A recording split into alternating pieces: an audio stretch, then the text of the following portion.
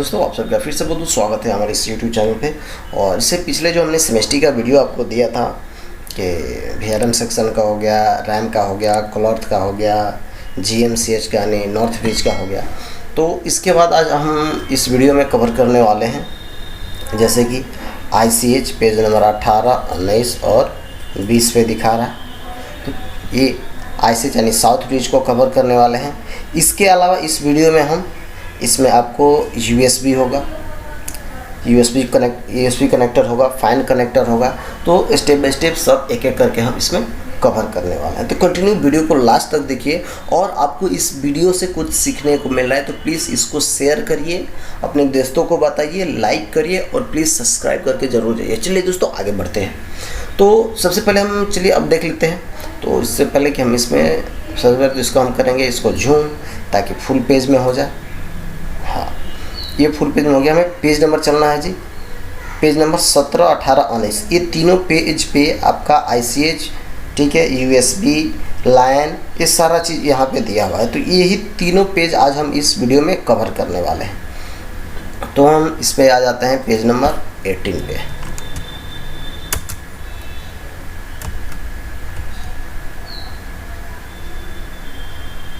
ओ sorry, page number 18 यहाँ आएगा।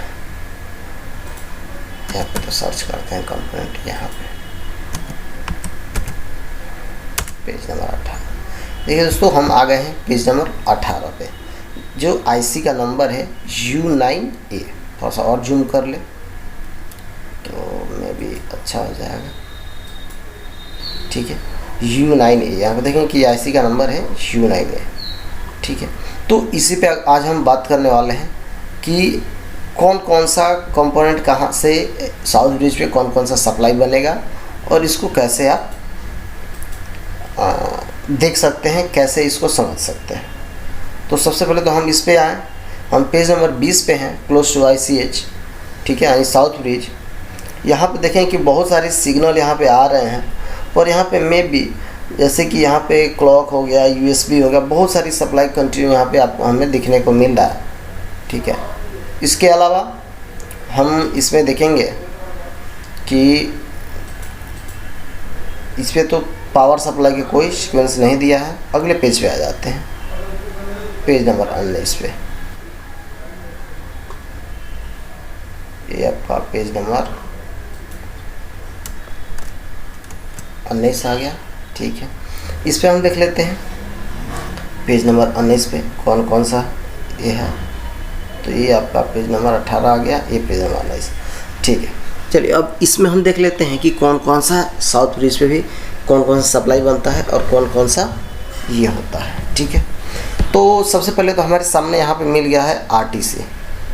यहाँ पे देखें कि RTC है। तो चलिए पहले हम इसको जूम करते हैं और इसको समझाते हैं, फिर इसके बाद हम साउथ ब्रिज पे भी जाएंगे। तो इसको हम जूम कर लेते हैं।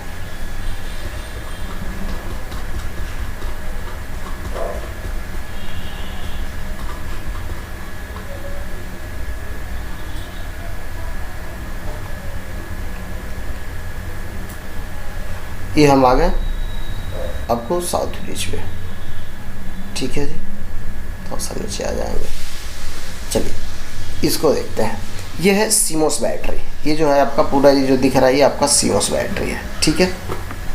CMOS बैटरी का सॉकेट, ठीक है। यहाँ से जो बैटरी के तरफ से जो सप्लाई निकलता है ये आता है यहाँ पे। यहाँ पे देखिए 1 किलो ओम का एक रजिस्टर लगा हुआ है। अब इससे पहले तो समझ लें कि प्रॉब्लम क्या आएगा इस सेक्शन से। CMOS बैटरी जो RTC सेक्शन होता है, ठीक है। हम यहाँ पे नोट कर दें RTC, ठीक है। RTC बोले तो रियल टाइम क्लॉक, ठीक है जी। ये रियल टाइम क्लॉक जो है सेक्शन है यानी RTC सेक्शन है। यहाँ पे एक बैटरी लगा होता है और एक डायोड लगा होता है, ठीक है। इसको बोलते हैं कॉमन कैथोड रेक्टिफायर डायोड, ठीक है। कॉमन कैथोड की दोनों का जो कैथोड पिनेकी में जुड़ा होता है, तो ये हो गया यहाँ पे कॉमन कैथोड रेक्टिफायर डायोड। तो हम इसी के बारे में बात करने वाले हैं कि ये कैसे काम करेगा। उसके बाद फिर अगले सेक्शन के बारे में भी बात करेंगे। तो बेसिक क्या आ गया, ये मेरे हर वीडियो में पता नहीं क्या आ जाता है। तो यहाँ पे तो सबसे पहले थोड़ा सा मैं इसको क्लीन कर लूँ और जूम करता हूँ, फिर ताकि आपको प्रॉपर एक एक पॉइंट टू पॉइंट समझ में आए। ठीक है, मैं आ गया यहाँ पे, थोड़ा सा यहाँ पे मैंने ये किया। चलिए इतना काफ़ी है समझने के लिए, मैं ऐसे कर लिया। ठीक है, चलिए अब यहाँ पे हो गया आपका RTC, ये RTC सेक्शन हो गया।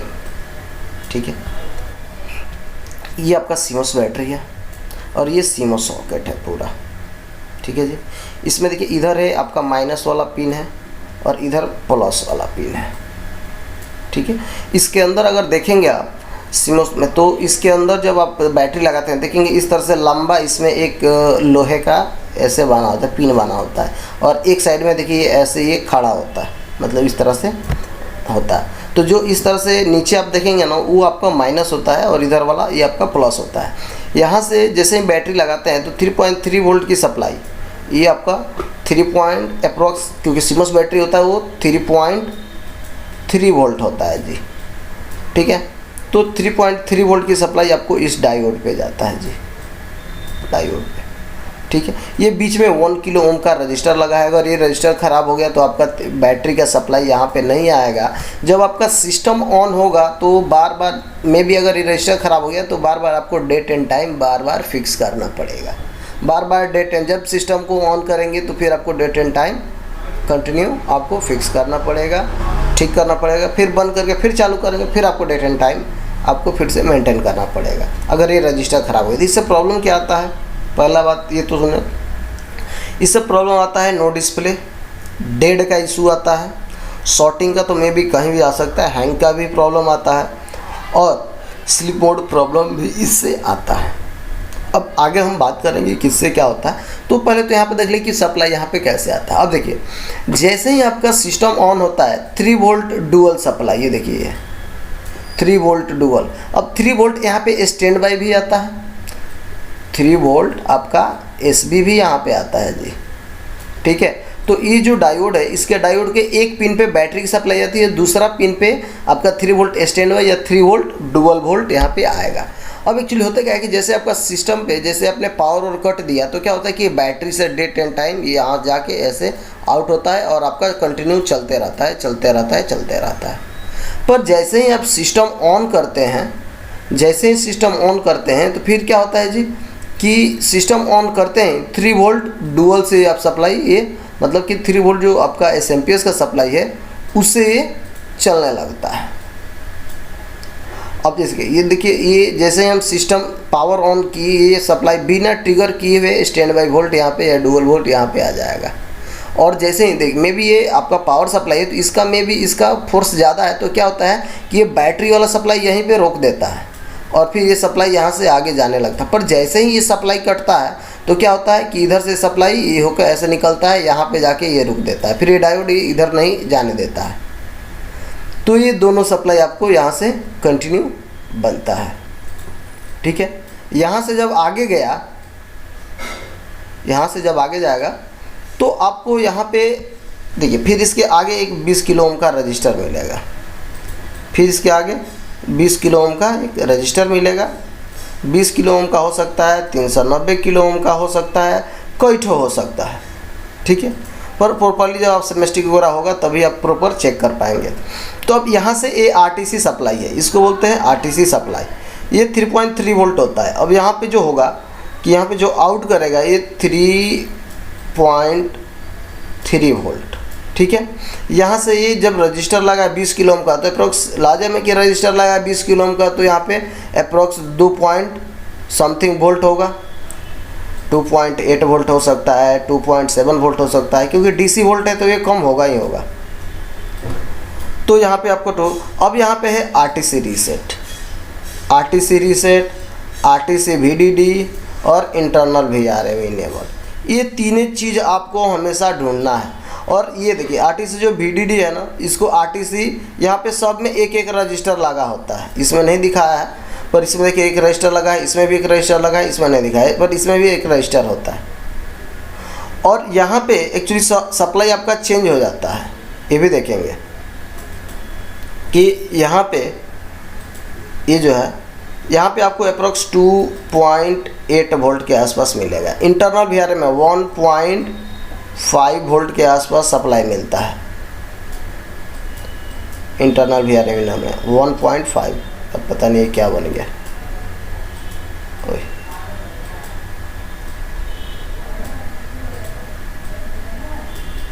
1.5 वोल्ट, ठीक है। और यहाँ पे आपको 3.3 वोल्ट ही मिलेगा। ये 3 ठो सप्लाई आपको जाएगा। अब इससे में भी देखिए पहला प्रॉब्लम क्या है कि डेट एंड टाइम,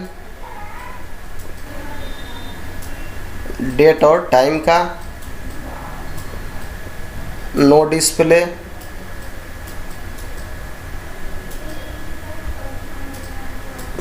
और उसके बाद no date and time, no display, इसके बाद डेड का, और एक प्रॉब्लम होगा sleep mode problem. Sleep mode, ठीक है। ये इतना इससे प्रॉब्लम आने वाला है। तो अगर इसकी सप्लाई देखनी है, ठीक है, तो आपको हम बताते हैं इसका शॉर्टकट तरीका कैसे चेक करना है। इसको शॉर्टकट में चेक करने के लिए हमको जाना है RTC क्रिस्टल पे। RTC क्रिस्टल में भी अगर जो भी क्लास किए होंगे हमसे, जो भी हमारा क्लास अटेंड किए होंगे ऑफलाइन, उनको मालूम होगा कि RTC क्रिस्टल कहाँ पे मिलता है। तो हम देख लेते हैं RTC क्रिस्टल, क्योंकि RTC क्रिस्टल जो है साउथ ब्रिज के पास में ही होता है। देखिए यहाँ पे RTC क्रिस्टल है, ठीक है। और यहाँ से ये जो सप्लाई निकलता है ना, internal VRM enable, RTC VDD SRTC, ये सब आता है यहाँ पे साउथ ब्रिज में। यहाँ पे देखिए ICH लिखा हुआ, क्लियर लिखा हुआ है ICH, ठीक है। ये देखिए क्लियर लिखा हुआ है ICH। ये देखिए यहाँ पे है RTC क्रिस्टल, इसका जो वैल्यू होता है 32.768 किलोहर्ट्ज होता है। जो साउथ ब्रिज के पास में जो आपको क्रिस्टल लगा होता है, उसका वैल्यू यहाँ पे देखिए क्लियर लिखा हुआ है 32.768 किलोहर्ट्ज का होता है, ठीक है। अब ये क्रिस्टल हो गया, यहाँ पे ये रजिस्टर हो गया।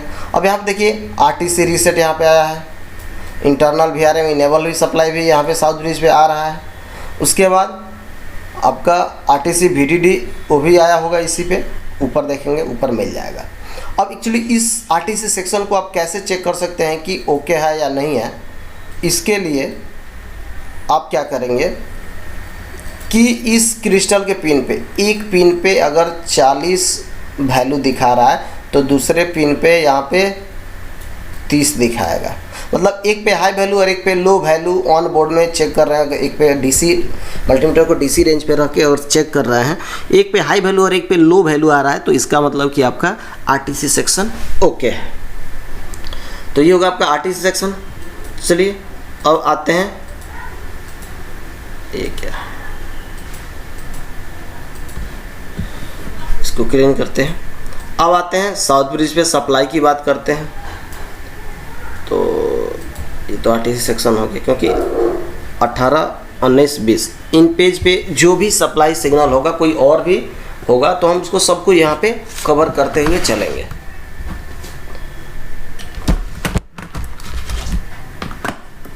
चलिए आ जाते हैं नीचे और देखते हैं इस पे क्या है। तो मैं भी यहाँ पे, ये तो आपका हो गया, वो चलिए साटा भी करेंगे।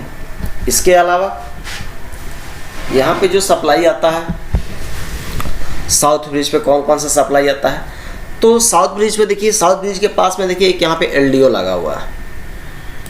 इसके पास में एक LDO लगा हुआ है यहाँ पे।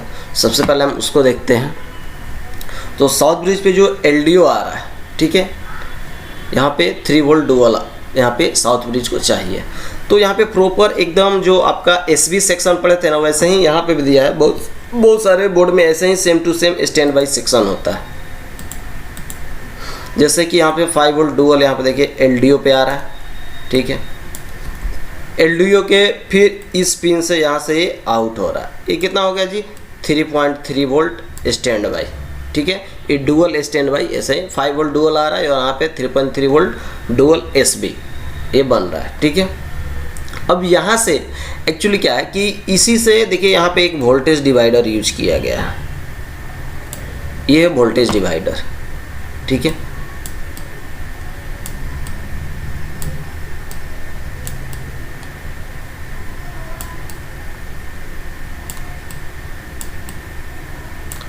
वोल्टेज डिवाइडर,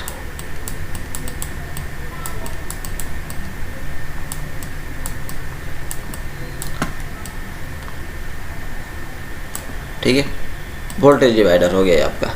यहाँ पे वोल्टेज डिवाइडर है, अब मैं भी बेस्ट होगा लिखने से पहले ज़्यादातर समझा दिया जाए तो अच्छा।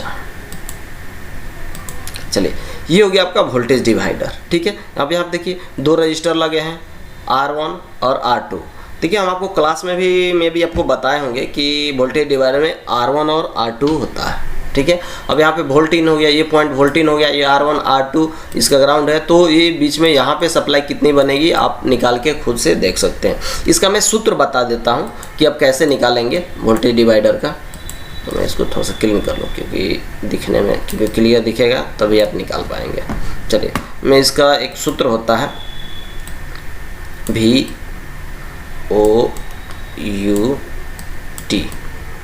V आउट, ठीक है, वोल्ट आउट इक्वल टू, ठीक है, वोल्ट इन। वोल्ट इन कितना हो रहा है जी, यहाँ पे देखेंगे वोल्ट इन कितना हो रहा है।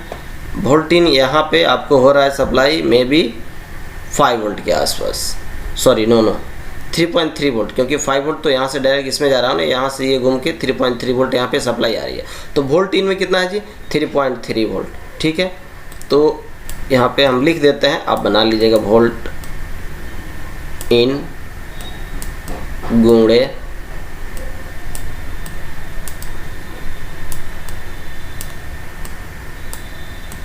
R2, ठीक है, वोल्ट इन गुणे R2, ये वोल्ट इन है, ठीक है। वोल्ट इन मतलब वोल्ट इन, ये वोल्ट इन जो है यहाँ पे इस सप्लाई को जाए 3.3 वोल्ट गुणे R2, मतलब R2 कितना है जी 170 ओम के आसपास है, ठीक है।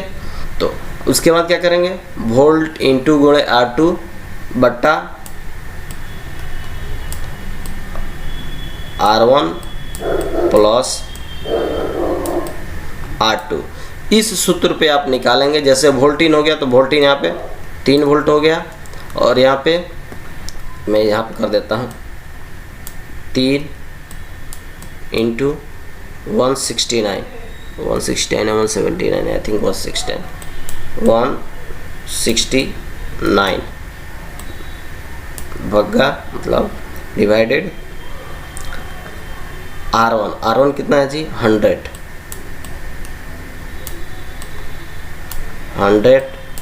प्लस 169। अब इन दोनों को कैलकुलेट करके यहाँ पे लिख के उन दोनों में भागा दीजिए, जो वोल्टेज आएगा वो इस पिन पे उतना वोल्टेज आपको बन जाएगा। तो अगर इसकी बात करें कि मैं आपको करके दिखा देता हूँ, जैसे कि 3 इंटू 169 507, ओके, मैं अपने मोबाइल में ही कैलकुलेट कर दे रहा हूँ 5, और इसके बाद है 100 प्लस 169, ठीक है, 269, और आपका हो गया 3 इंटू 169, ओके,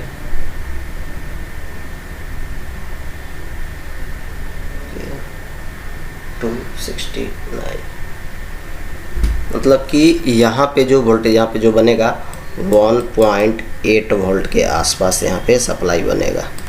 आप कैलकुलेट करके निकाल लीजिए। तो इसको इसके गेट को अगर यहाँ पे 1.8 वोल्ट यहाँ पे हम दे रहे हैं तो कंटिन्यू हमें 3.3 वोल्ट यहाँ से हमें मिलेगा, ठीक है। ये 3.3 वोल्ट आपको स्टैंड बाय यानी आपके साउथ ब्रिज को चला जाता है। एक तो ये सप्लाई आता है, ठीक है, साउथ ब्रिज में, इसको समझ गए होंगे। थोड़ा सा क्लीन करते हैं।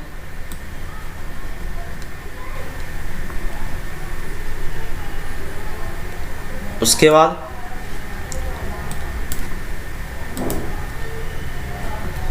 एक सप्लाई आता है VCC 1.5 वोल्ट, ठीक है, इसका कोर होता है।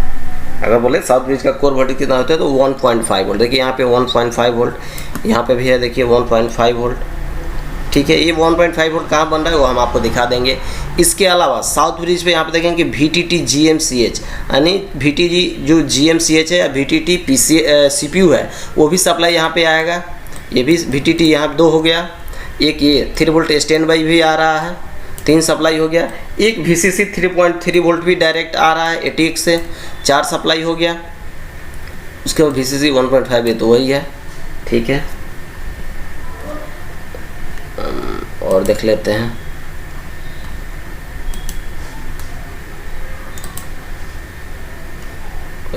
इसी पे छोटा कर देंगे, मैं भी थोड़ा सा हो जाएगा। चलिए, तो यहाँ पे क्लियर हो गया कौन कौन सा सप्लाई यहाँ पे आ रहा है साउथ ब्रिज को। फिर एक बार देख लेते हैं, बता देते हैं। 3 volt stand by, 1.5 volt core, 3.3 volt direct आ रहा है। ये 3 वोल्ट देखिए यहाँ पे स्पिन पे आ रहा है, यहाँ पे देखेंगे तो ये वाला सप्लाई यहाँ से आ रहा है। 3.3 वोल्ट ATX से आ रहा है डायरेक्ट। ये 1.5 वोल्ट VCC ये कहाँ से बन रहा है वो भी हम आपको दिखा देंगे। जो नॉर्थ ब्रिज में सप्लाई बनता है ना, नॉर्थ ब्रिज पे जो चिप सेक्शन का होता है, जो नॉर्थ ब्रिज पे जाता है या साउथ ब्रिज पे जाता है, वही सप्लाई ये 1.5 वोल्ट है VCC। और ये देखिए यहाँ पे VTT GMCH है, ठीक है। फिर यहाँ पे देखिए 5 वोल्ट स्टैंड बाई है, अगर आपको में भी दिख रहा होगा तो देखेंगे कि यहाँ पे 5 वोल्ट स्टैंड बाई भी है। तो अभी हम आपको क्लियर कर देंगे कि इस पर कौन कौन सा सप्लाई होता है, कि नोट्स हम यहाँ पे अभी रेडी कर देंगे, थोड़ा सा हम देख लें इस पर कौन कौन सा सप्लाई है। तो यहाँ पे स्टैंड बाई भी हो गया, VCC सप्लाई हो गया, ठीक है जी। 1.5 volt VCC, 3.3 volt stand by volt, 1.5 volt VCC, 1.4 3.3 volt, ठीक है। RTC भी 3.3 वोल्ट। तो कुल मिला के आइए अब हम यहाँ पे एक आपको नोट्स तैयार करा देते हैं, जिससे आपको आसानी होगी। अगर कभी चेक वोक करेंगे तो आपको इजीली हो जाएगा चेक करने में। देखिए यहाँ पे स्पेस हमें मिल जाएगा,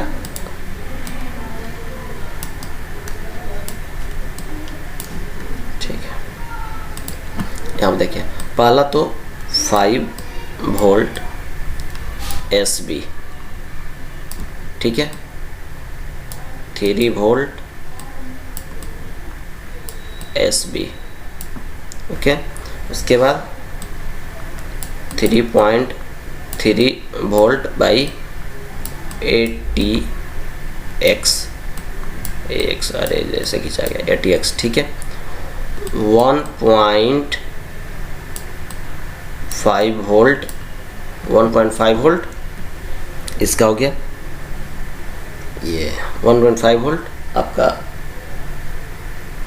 इसका कोर हो गया, ठीक है। उसके बाद एक आएगा 1.25 वोल्ट। उसके बाद सप्लाई यहाँ पे जाएगा, VCC 1.5 हो गया, ये हो गया। फिर एक और सप्लाई है, थोड़ा सा नीचे करके देख लें। 1.5 हो गया है, VCC 3.3 वोल्ट हो गया है, ठीक है जी, बिल्कुल 1.5 वोल्ट। और एक सप्लाई आएगा VTT GMCH, एक सप्लाई जो आएगा आपको VTT GMCH। तो ये अप्रॉक्स आपको 1.2 वोल्ट होता है, 1.2 वोल्ट होता है, ठीक है। और देख लेते हैं इस पर कि टोटल आपको एक पता चल जाएगा कि इस पर कौन कौन सी सप्लाई बनेगी VCC। हाँ, उसके बाद एक और सप्लाई आएगा, इसको बोलते हैं RTC का, यानी बैटसीमोस बैटरी का। ये कितना हो जाता है जी, 3.3 वोल्ट। ये 3.3 वोल्ट की सप्लाई होती है RTC वाली। तो टोटल अगर आपके साउथ ब्रिज को अगर बात किया जाए तो 1 2 3 4 5 6 और 7, ये टोटल 7 तरह की सप्लाई आपको यहाँ पे मिलने वाली है। पर देखिए अगर ऑफ बोर्ड में अगर आप ट्रेसिंग करते हैं तो आपको 5 वोल्ट स्टैंड बाई मिलेगा, 5 वोल्ट स्टैंड बाई मिलेगा, 3 वोल्ट स्टैंड बाई मिलेगा, 3.3 वोल्ट मिल जाएगा, 1.5 वोल्ट मिलेगा। इसके अलावा बाकी ये जो सप्लाई है ये आपको एक आरटीसी भी आपको मिल जाएगा। बाकी सब जो सप्लाई है ये आपको नहीं मिलता है ट्रेसिंग जब करते हैं तो 1.25 VTT GMC है, क्योंकि इसकी पिने इंटरनल होती है तो ज़्यादातर इसके डायरेक्ट सप्लाई चला जाता है तो मिल नहीं पाता है। तो जब भी आप अगर ट्रेसिंग करें तो कुछ चीज़ें जैसे आपको नहीं मिल रहा है तो परेशान होने की जरूरत नहीं है। 5 वोल्ट स्टैंड बाई चेक कर लीजिए, 3 वोल्ट स्टैंड बाई चेक कर लीजिए, LDO से 3.3 वोल्ट डायरेक्ट चेक कर लीजिए, उसके बाद 1.5 चिप सेक्शन चेक कर लीजिए और RT से बैटरी चेक कर लीजिए। इतना चेक कर लेंगे तो मे भी आपका साउथ ब्रिज जो है 80 to 85% ओके आपका होगा। ठीक है, चलिए अब अगला सेक्शन हम एक बार इसी में जो अगला टॉपिक है उसको हम देख लेते हैं कि और क्या क्या है इसमें। तो आई होप कि आप वीडियो समझ रहे होंगे, आपको पता चल रहा होगा कि यहाँ पे क्या क्या आपको चेक करने की ज़रूरत है। चलिए तो ये हमारा जो 3 ठो पेज नंबर था 18, 19 और 20, ये तीनों पेज अप्रॉक्स लग रहा है कि हमें कवर हो गया है। और यहाँ पे देखते हैं कि कौन सा सेक्शन है, ये VRM आ गया फिर आपका। तो हम ऊपर ही चलते हैं और देखते हैं कुछ छूटा तो नहीं है। अगर हाँ, इसमें एक अभी इसी पेज में एक हमारा और सेक्शन है जिसको हम बोलते हैं SATA। यहाँ पे देखिए SATA कनेक्टर यहाँ पे दिया है जी, SATA सेक्शन। तो इसको भी हम थोड़ा सा कवर कर लेते हैं क्योंकि ये इसी में आएगा। आपको जो जूम करते हैं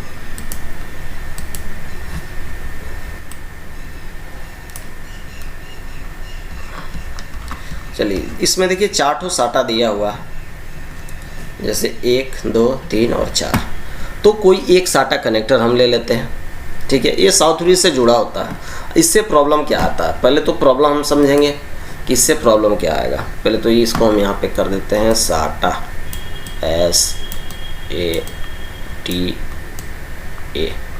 SATA। अच्छा, SATA का पूरा नाम क्या होता है? SATA का पूरा नाम होता है serial advance technology attachment. Serial advance technology attachment, ये जो SATA सेक्शन है। ठीक है, इसमें टोटल 9 पिने होती हैं। इसमें कितने पिने होती हैं जी? टोटल 9 पिने होती हैं। इसमें 9 पिने टोटल होती है। इससे प्रॉब्लम होगा आपका HDD या DVD। HDD या DVD नॉट वर्किंग, नॉट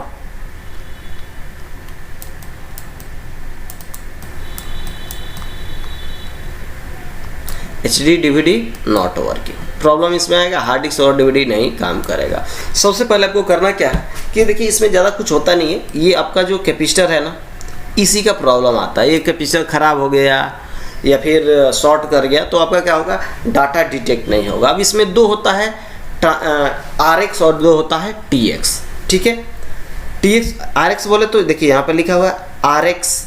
ठीक है, RX positive, RX negative, TX positive, TX negative, दोनों में प्लस माइनस की सप्लाई होती है। रिसीव डाटा और ट्रांसफ़र डाटा, RX मतलब रिसीव और TX मतलब ट्रांसफ़र डाटा। अब ये पीने की अगर बात किया जाए तो आपका 1 नंबर, 4 नंबर और 7 नंबर, ये तीनों पिने ग्राउंड है। ठीक है, यहाँ पे देखिए B+, B-, A+, A-।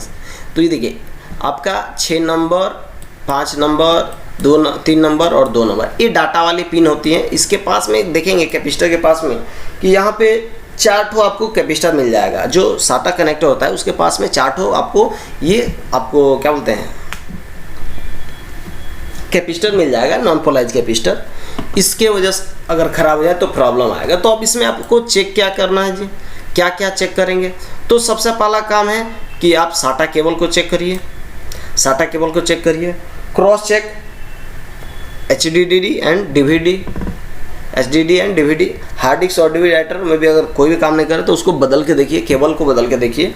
Carbon dust के लिए इसको क्लीन करके देखिए, फिर भी नहीं होता तो फिजिकल डैमेज के लिए चेक करिए। फिजिकल डैमेज भी सही है तो इसको ड्राई सोल्ड करके एक बार चेक कर लीजिए, नहीं होगा तो फिर एट लास्ट क्या करेंगे, नियर बाई कंपोनेंट को चेक करेंगे। ये कंपोनेंट को चेक कर लीजिए, फिर भी नहीं हो रहा है तो लास्ट में आपका प्रॉब्लम साउथ ब्रिज का होगा।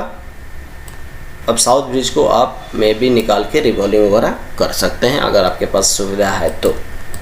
ठीक है, तो ये साटा भी कनेक्टर हो गया। इससे आपको पता चलेगा प्रॉब्लम क्या क्या आने वाला है। और आते हैं ऊपर, देखते हैं कुछ और बचा हो।